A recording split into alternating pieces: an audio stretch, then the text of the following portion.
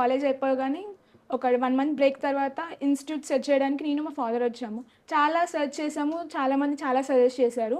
మేము చాలా తిరిగాక మా డ్యాడీకి ఫస్ట్ ఇది చూడగానే ద వే వాళ్ళెలా చెప్తున్నారు, వాళ్ళు చెప్పిన రోడ్ మ్యాప్ కానీ, వాళ్ళు చెప్పినయి అన్నీ కూడా చాలా నచ్చినాయి. వాళ్ళు చెప్పడం కూడా చాలా మంచిగా చెప్తున్నారు. వాళ్ళు ఏదైతే చేస్తారో అదే చెప్తున్నారు. ఓకే. సో, మా డ్యాడీకి చాలా నచ్చింది. నాకు కూడా బాగా నచ్చింది. సో, మేము ఇక్కడే జాయిన్ అవ్వాలని చెప్పి డిసైడ్ అయ్యాము. ఓకే. సో, డెఫినెట్‌లీ ఇన్‌స్టిట్యూట్స్ అన్నీ తిరుగుంటారు కాబట్టి మొత్తం. అక్కడ ఏం నచ్చలేదు? వేరే ఇన్‌స్టిట్యూట్స్‌లో ఏం నచ్చలేదు మీకు?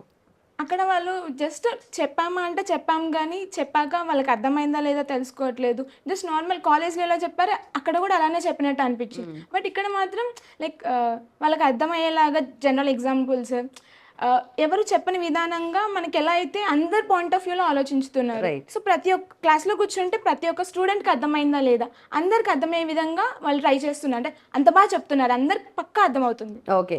సో, బీటెక్, సీఎస్ఈ చేసొచ్చారు. వచ్చిన తర్వాత ఇక్కడ జాయిన్ అయ్యారు. సో, ఏం తెలిసింది? అంటే బీటెక్‌లో నేర్చుకున్నదేంటి? ఇక్కడికొచ్చాక అప్ స్కిల్ అవ్వడం ఎలా జరిగిందిక్కడ? వాళ్ళు కాలేజ్‌లో జస్ట్ ఏంటి ఏమేం కాన్సెప్ట్స్ ఉన్నాయి ఏంటి అని చెప్తారు. కాకపోతే మనం దాన్ని ఎలా చేయాలి, ఇక్కడ స్టెప్ బై స్టెప్ ప్రాసెస్ ఎలా ఫస్ట్ బేసిక్స్ చెప్తారు. బేసిక్స్ నుంచి మనకి అడ్వాన్స్‌కెళ్తారు. సో, అది కూడా దగ్గర నుండి వాళ్ళు ట్రైనర్స్ ప్రతీదీ టీచ్ చేస్తా ఉంటారు. వాళ్ళు చేసింది కూడా మనతో ప్రాక్టికల్‌గా చేయించుతారు. మనం చేస్తున్నామా లేదా చూస్తారు. మనకేమైనా డౌట్స్ ఉన్నాయా లేదా అడుగుతారు. ప్రతి ఒక్కళ్ళని కూడా ఇంటరాక్ట్ అవుతూ ఉంటారు. ద వే ఆఫ్ ఇంటరాక్షన్ బా నచ్చింది.